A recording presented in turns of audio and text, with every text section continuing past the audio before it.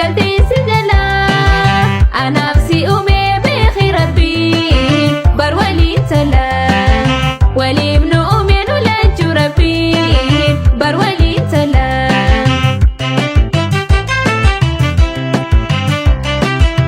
Yaakaani barbaada guyyuu badachuu harbuu yaada saada gara galgalchuu hirriba dhabuun koo jalaala taachuu ni beekta samaana takkee dirmachuu.